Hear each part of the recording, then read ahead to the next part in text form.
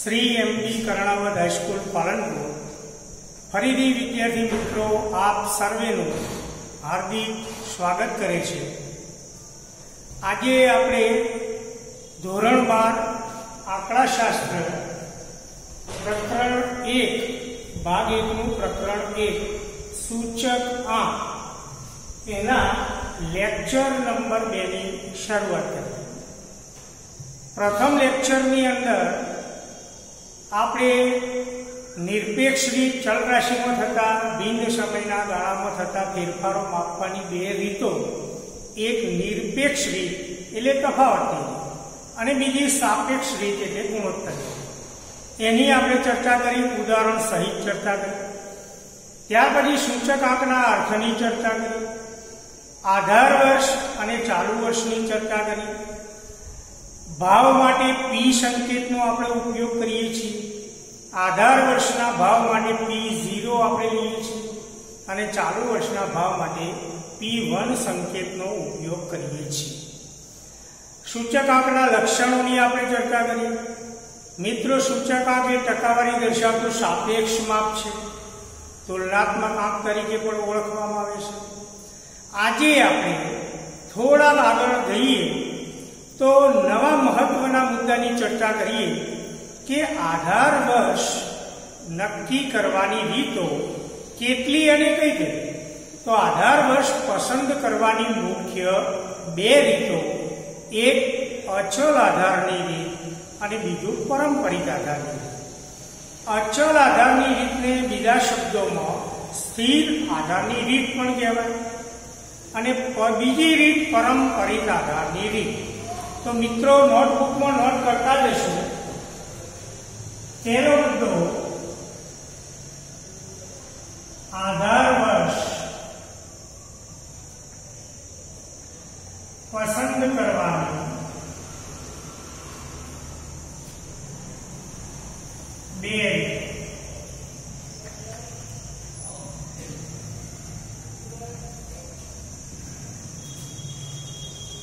एक अचल अथवा स्थिर आधारनी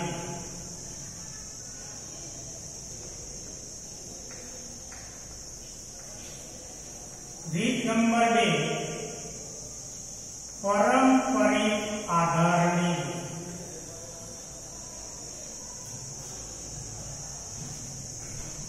झड़पथी नोट करता जशो। आधार वर्ष पसंद करवानी बे रीतो, एक अचल आधारनी रीत अथवा स्थिर आधारनी रीत अने बीजी पारंपरिक आधारनी रीत। बंनेनी आपणे थोड़ी शाब्दिक चर्चा करी, पछी आपणे दाखला तरफ जईशुं। तो अचल आधारनी रीत कोने कहेवाय? तो जे आधारनी रीतमां आधार वर्ष बदलातुं नथी, एटले के आधार वर्ष स्थिर रहे छे, एवी रीतने अचल आधारनी रीत कहेवामां आवे छे। जे रीतमां आधार वर्ष बदलातुं नथी, स्थिर रहे छे, एवी रीतने अचल आधारनी रीत कहेवामां आवे छे। पारंपरिक आधारनी रीत कोने कहेवाय? कि जे रीतमां दरेक वर्षे आधार वर्ष बदलाय जाय, एवी रीतने पारंपरिक आधारनी रीत कहेवामां आवे छे। हवे थोड़ी चर्चा आपणे अचल आधारनी रीत विषे करीए અને એના સૂત્રની પણ આપણે ચર્ચા કરીશું, પછી દાખલાનું ગણવાનું કાર્ય કરીશું। તો અચલ આધારની રીતમાં આધાર વર્ષ બદલાતું નથી। વિદ્યાર્થી મિત્રો, ઓબ્જેક્ટિવમાં ક્વેશ્ચન પૂછાય છે કે કઈ રીતમાં આધાર વર્ષ બદલાતું નથી? તો અચલ આધારની રીતમાં આધાર વર્ષ બદલાતું નથી, સ્થિર રહે છે। બીજો મુદ્દો, અચલ આધારની રીતે સૂચક આંકની ગણતરી કરવી સરળ છે। आ बीजो एक एनो टॉपिक। त्रीजो महत्वनो मुद्दो मित्रों, थियरिकल प्रश्ननी अंदर आ मुद्दो आवशे कि अचल आधारनी रीतमां चल राशिमां थता लांबा गाळाना फेरफारोनी सरखामणी करी शकाय। एटले प्रश्न एवो पूछाय कि कई रीतमां लांबा गाळाना फेरफारो करी शकाय? तो अचल आधारनी रीतमां लांबा गाळाना फेरफारो करी शकाय। बीजो टॉपिक आगळ કે જેના ફાયદા હોય એની મર્યાદાઓ પણ હોય કે અચલ આધારની રીતમાં આધાર વર્ષ બદલાતું નથી, માટે આધાર વર્ષ પસંદ કરવું મુશ્કેલ છે.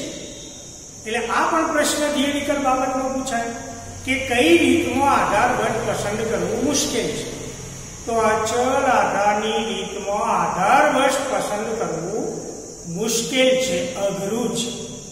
એનું કારણ હું સમજાવી દઉં મિત્રો કે આધાર વર્ષ કેવું પસંદ કરે. તો સામાન્ય રીતે આધાર વર્ષ પ્રામાણ્ય વર્ષ હોવું જોઈએ.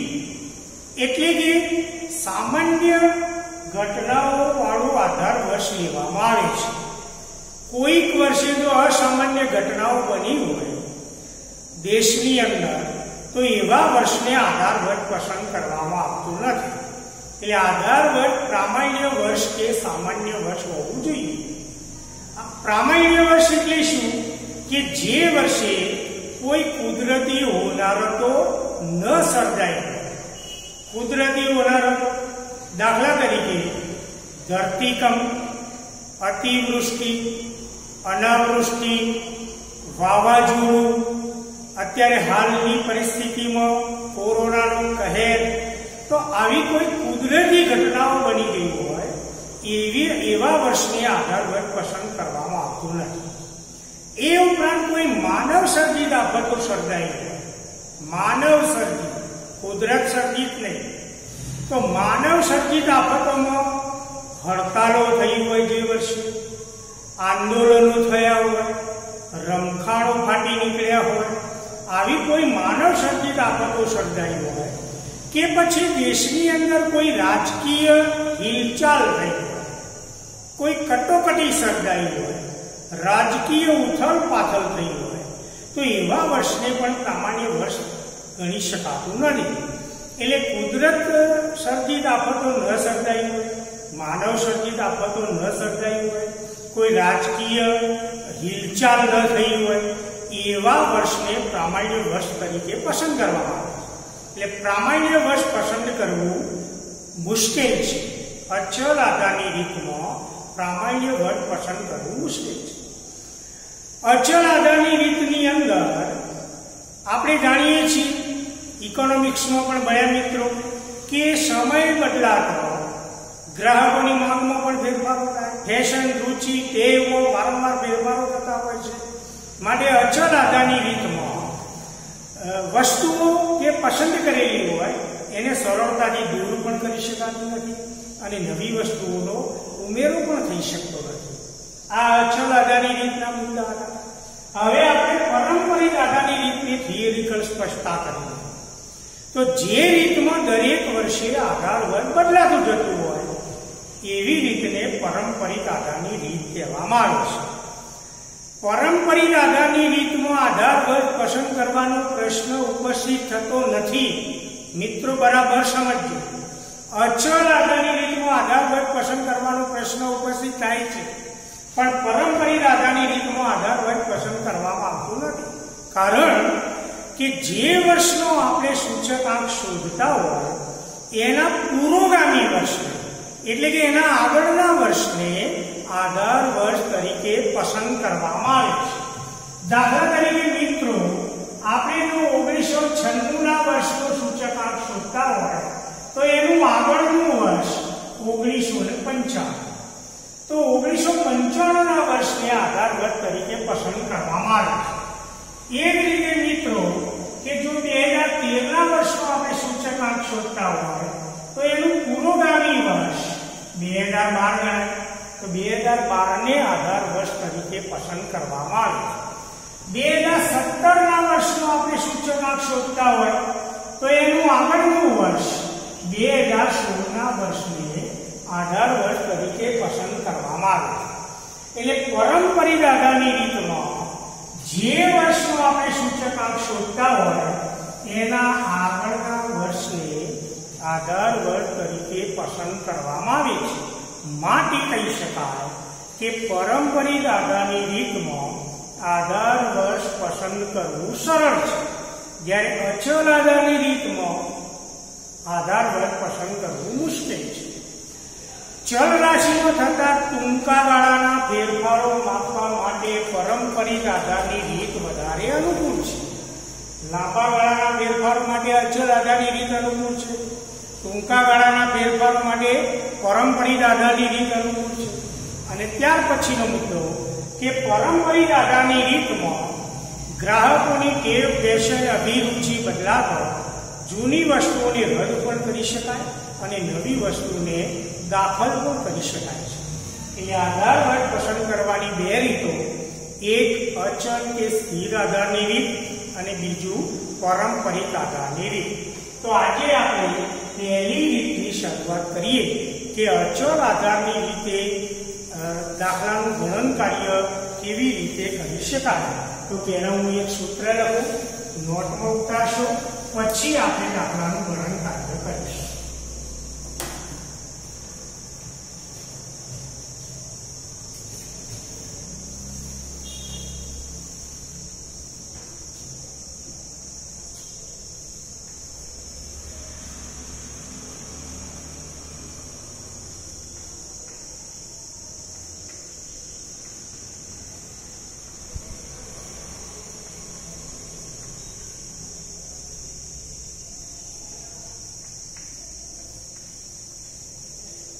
સૂચક અચલ આધારની રીતે સૂચકાંક બરાબર ચાલુ વર્ષ અથવા સમય ની ચલ કિંમત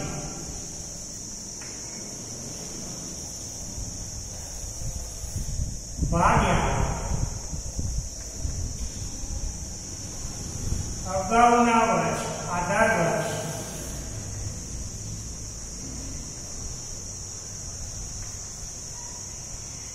કે સમય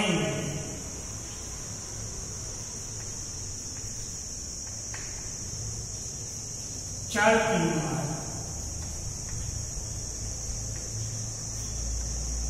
ગુણ્યા 100. સૂત્ર ફરીથી ચેક કરી લેશું મિત્રો કે અચળ આધારની રીતે સૂચકાંક બરાબર ચાલુ વર્ષ કે સમયની ચલ કિંમત ભાગ્યા આધાર વર્ષ અથવા સમયની ચલ કિંમત. અંશની અંદર ચાલુ વર્ષની ચલ કિંમત આવશે અને છેદની અંદર ગમે તેટલા વર્ષનું આપણે સૂચકાંક શોધતા હોય તો છેદની અંદર આધાર વર્ષ અથવા આધાર સમયની ચલ કિંમત અને ગુણ્યા 100 એટલે ગુણ્યા 100 કરે એટલે સૂચકાંક એક ટકાવારી દર્શાવતું સાપેક્ષ માપ છે. તો હવે આપણે આધાર અચલ આધારની રીતે સૂચકાંકની ગણતરી કરવા માટે આ સૂત્રનો ઉપયોગ કરીશું. અંશની અંદર ચાલુ વર્ષની ચલ કિંમત, છેદની અંદર દરેક વર્ષે આધાર વર્ષની ચલ કિંમત આવશે. ધારો કે 2016 એ ચાલુ વર્ષ અને 2015 એ આધાર વર્ષ, તો 2015 એ આધાર વર્ષ છે માટે 2015 ની જે ચલ રાશિની કિંમત આપી હોય એની કિંમત છેદમાં દરેક વર્ષે આવશે. અંશની અંદર ચાલુ વર્ષની ચલ કિંમત આવશે અને ગુણ્યા 100 કરીએ એટલે અચલ આધારની રીતે આપણે સૂચકાંક શોધી શકીએ છીએ. તો મિત્રો મારી સાથે દાખલાનું ગણન કાર્ય તમે પણ કરશો તો ઝડપથી તૈયાર પાઠ્યપુસ્તક પણ રાખશો અને પુસ્તકની અંદર સ્વાધ્યાય 1.1 ની આપણે શરૂઆત કરીએ. એનો પ્રશ્ન નંબર 1. રકમ આપણે પહેલા જોઈ એક શહેરના કારખાનામાં કામ કરતા કામદારોના જૂથની વર્ષ 2008 થી 2015 દરમિયાન દૈનિક સરેરાશ વેતન અંગેની માહિતી નીચે મુજબ છે. દૈનિક સરેરાશ વેતન એ ચલ છે આ દાખલાની અંદર. એના પરથી 3 જવાબ માંગ્યા. આપણે પહેલા મુદ્દાની ગણન કાર્ય કરીશું. અચલ આધારની રીત આધાર વર્ષ 2008 લેખો, બીજું પારંપરિક આધારની રીત અને ત્રીજો મુદ્દો વર્ષ 2011 થી 2013 ના દૈનિક સરેરાશ વેતનની સરેરાશને આધાર વર્ષના વેતન તરીકે લઈ અને સૂચકાંક ગણો. તો પહેલા આ દાખલાની અંદર પહેલી રીતનો આપણે ઉપયોગ કરી રહ્યા છીએ અચલ કે સ્થિર આધારની રીત. કોષ્ટક બનાવીશું. મિત્રો આધાર વર્ષનો સૂચકાંક હંમેશા 100 હોય છે. બરાબર ખ્યાલ રાખજો, આધાર વર્ષનો સૂચકાંક હંમેશા 100. હવે આપણે દાખલાનું ગણન કાર્ય કરીએ કોષ્ટક દ્વારા.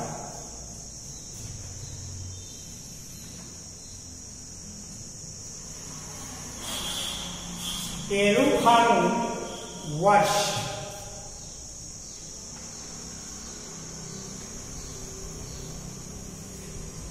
બીજું ખાનું ચલનું નામ, દૈનિક સરેરાશ વેતન,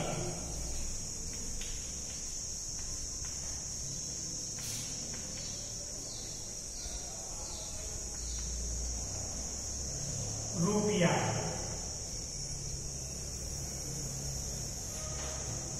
અને ત્રીજું ખાનું સૂચક આંક. અચળ આધારની રીતે આપણે સૂચક આંક ગણી રહ્યા છીએ.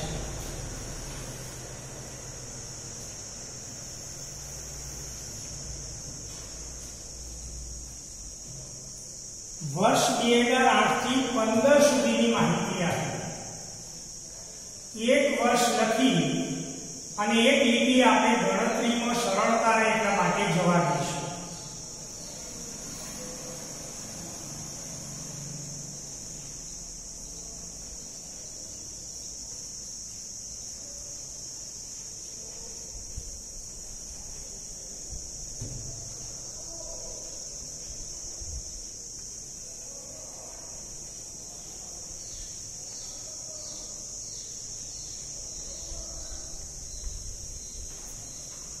બે 2008 થી 2015. હવે દૈનિક સરેરાશ વેતન.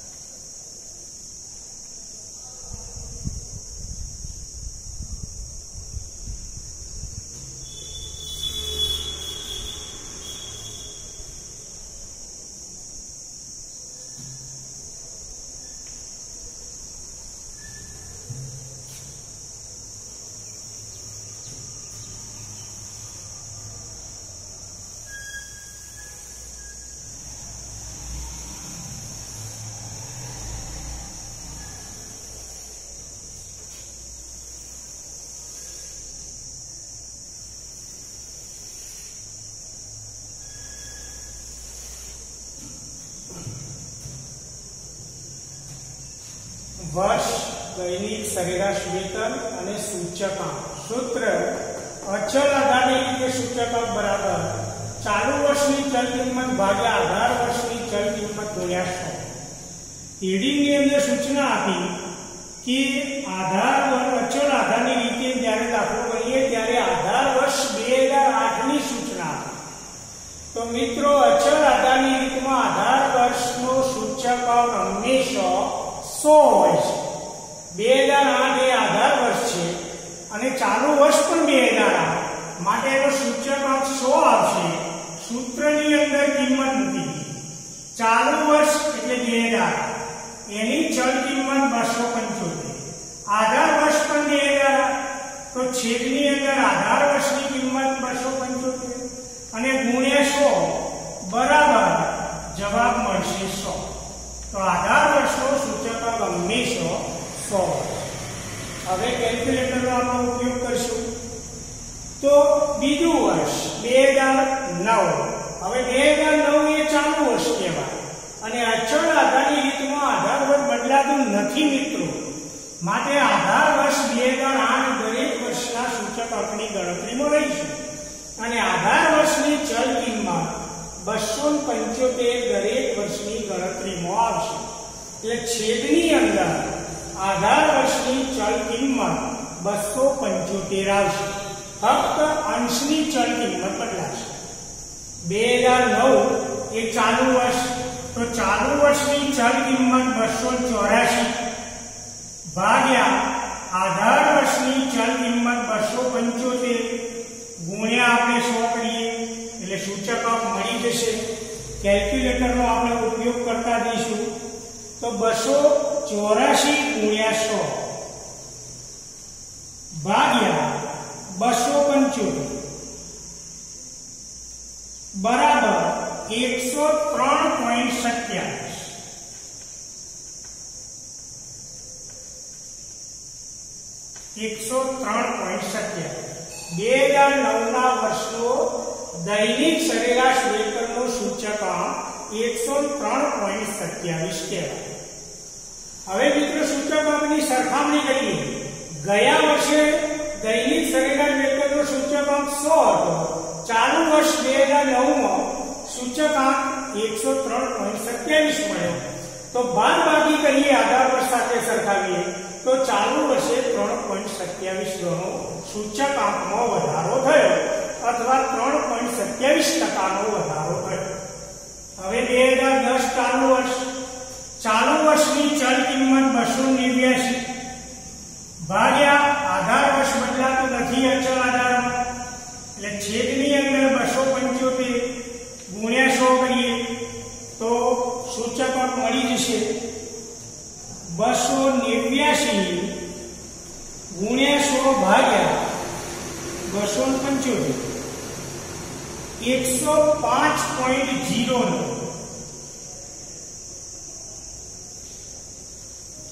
બે 2010 ના વર્ષનો દૈનિક સરેરાશ વેતનનો સૂચકાંક 105.0. આધાર વર્ગ અચળ આધારની રીતમાં બદલાતું નથી. 11 નો સૂચકાંક ચાલુ વર્ષની ચલ કિંમત 293 ભાગ્યા આધાર વર્ષની ચલ કિંમત 275 ગુણ્યા 100 બરાબર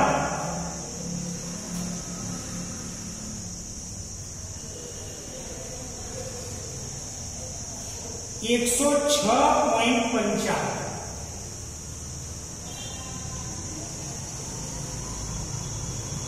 દશાંશ ચિહ્ન પછી બે આંકડા પર નજર કરવાની. 5 અથવા 5 કરતો મોટો આંકડો હોય તો આગળ એક આપણે ઉમેરીશું. તો 2011 નો દૈનિક સરેરાશ વેતનનો સૂચકાંક 106.55. હવે 2000 માં ચાલુ વર્ષની ચલ કિંમત 297 ભાગ્યા આધાર વર્ષની ચલ કિંમત 275 ગુણ્યા 100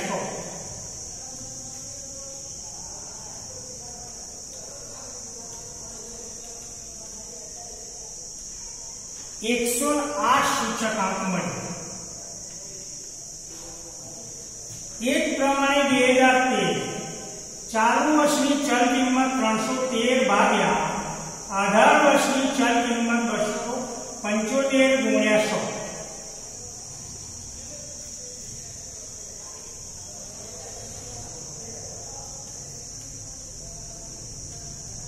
113.82.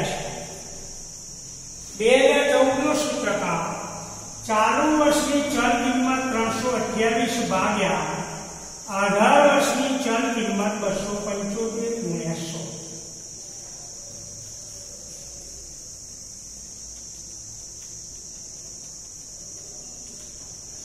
119.27.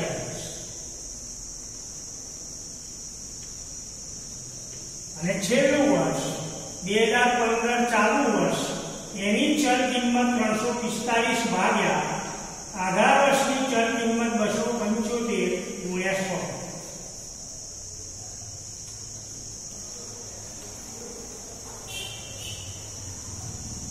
125.45.